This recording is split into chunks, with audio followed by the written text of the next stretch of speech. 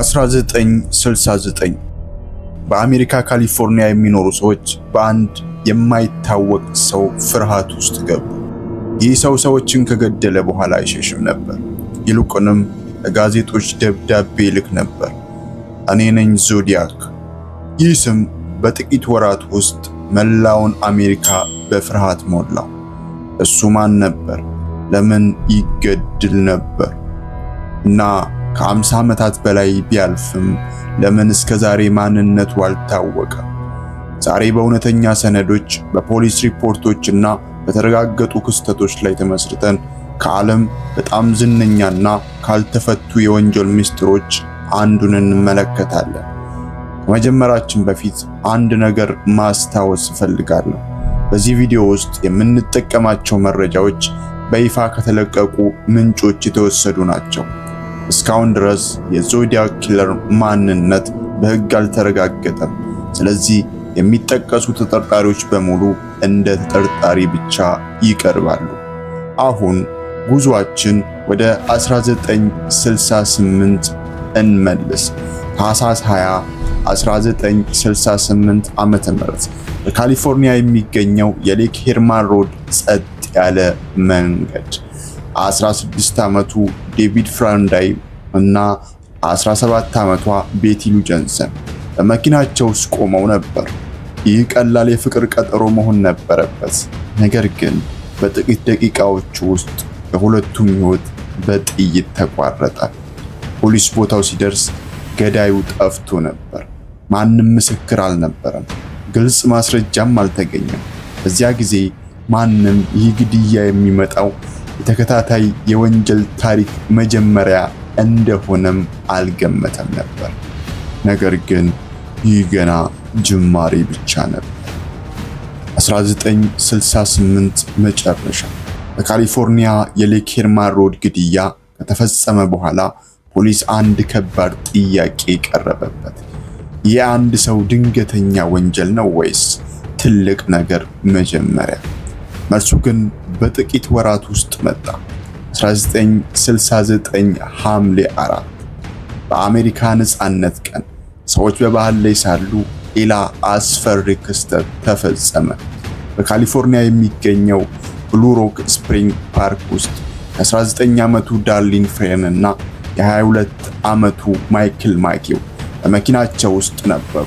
በድንገት አንድ ሰው ቀረበ። መብራት ያለው ነገር ተመለከቱ።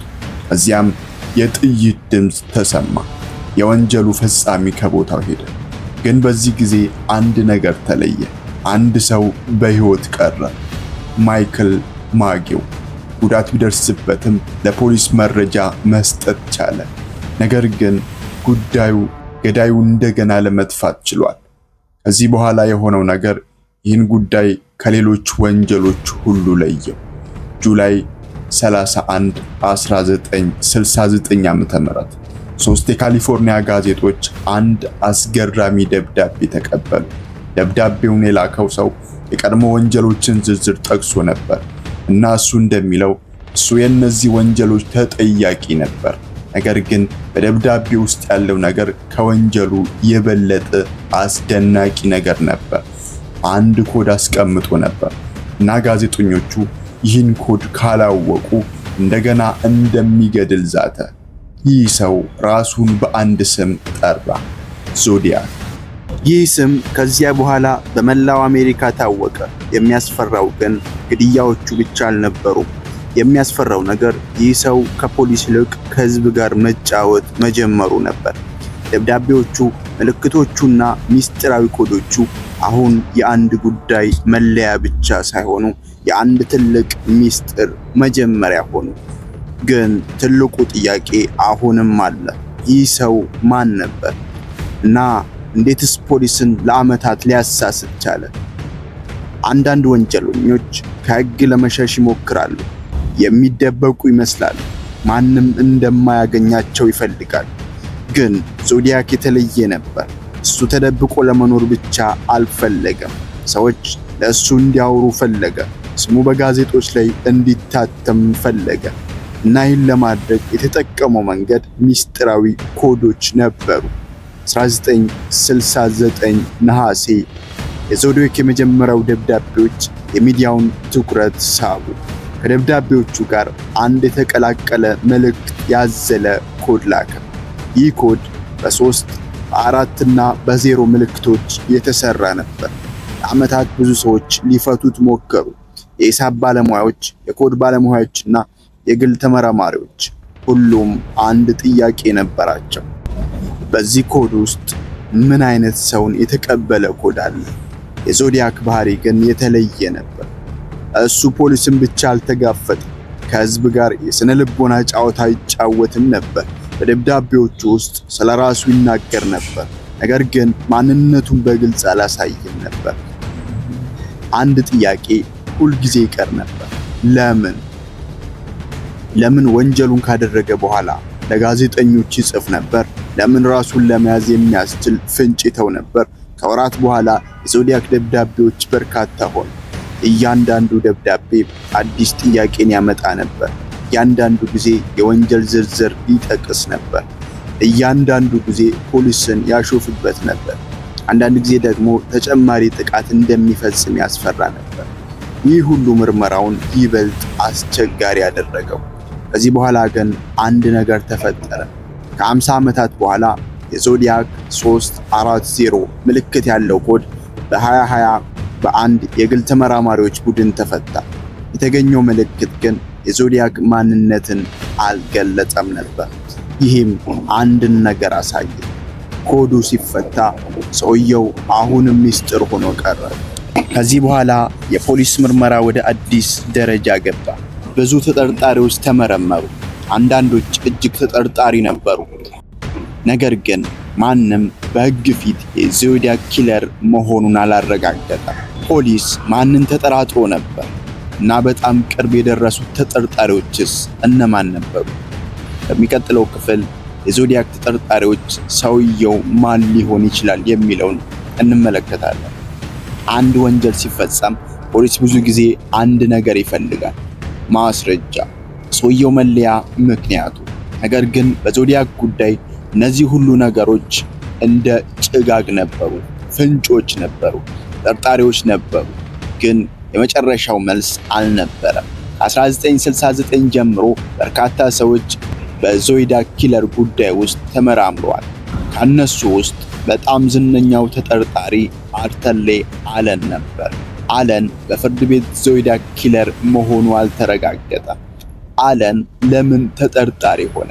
በምርመራው ወቅት ፖሊስ ከእሱ ጋር የሚመሳሰሉ ነገሮችን አገኘ። አንዳንድ ሰዎች በአለም ባህሪና በዞዲያክ ደብዳቤዎች መካከል መመሳሰል እንዳለ ጠቁሟል። ነገር ግን የዲኤንኤ ማስረጃ፣ የጽሑፍ ምርመራና ሌሎች ማስረጃዎች እሱን በቀጥታ አላረጋግጡትም።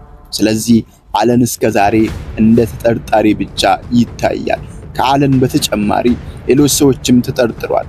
አንዳንድ ተመራማሪዎች የዞዲያክ ማንነት ከሌላ ሰው ጋር ሊያያዝ እንደሚችል ጠቁሟል። ግን ዋናው ችግር አንድ ነበር። ማስረጃው ሁሉንም ጥያቄዎች ሊመልስ አልቻለም። ከዓመታት በኋላ ቴክኖሎጂ ተሻሻለ። የዲኤንኤ ምርመራዎች፣ የዲጂታል ትንተናዎችና አዳዲስ ምርመራ ዘዴዎች መጡ። ነገር ግን የዞዲያክ ጉዳይ አሁንም አንድ ትልቅ ጥያቄ ይዞ ቆመ። እውነተኛው ዞዲያክ ማን ነበር? ይህ ጉዳይ ልዩ የሚያደርገው ግድያዎቹ ብቻ አይደሉም። ከሌሎች ወንጀል ታሪኮች የሚለየው ገዳዩ ራሱ ታሪኩን መጻፍ መፈለጉ ነው። ደብዳቤዎቹ፣ ኮዶቹ፣ ምልክቶቹ ሁሉም አንድ ምልክት ይሰጡ ነበር። እኔ እዚህ ነኝ፣ እናንተ ግን አታገኙኝም። ዛሬም በዓለም ዙሪያ ብዙ ሰዎች ይጠይቃሉ፣ ዞዲያክ ተይዞ ነበር ወይስ ከፖሊስ እጅ ሙሉ በሙሉ አመለጠ? እና የመጨረሻው ፍንጭ ከየት ሊመጣ ይችላል?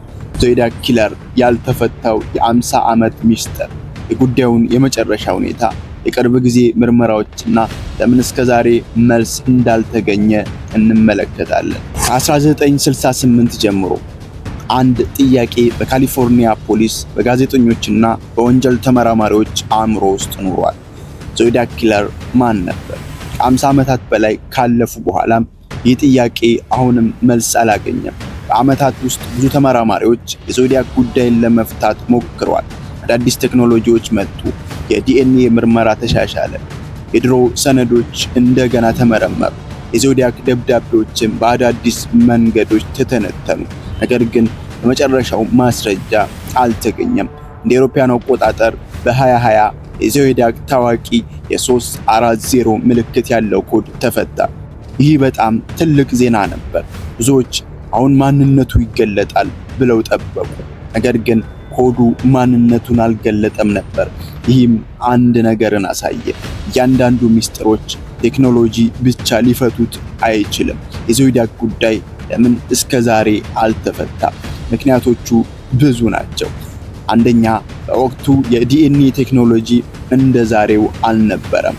ሁለተኛ፣ ብዙ ማስረጃዎች ከ50 ዓመታት በፊት የተሰበሰቡ ነበሩ። ሶስተኛ፣ ተጠርጣሪዎች ብዙ ቢኖሩም ማንንም በቂ ማስረጃ ይዞ ለመፍረድ ማቅረብ አልተቻለም ነበር።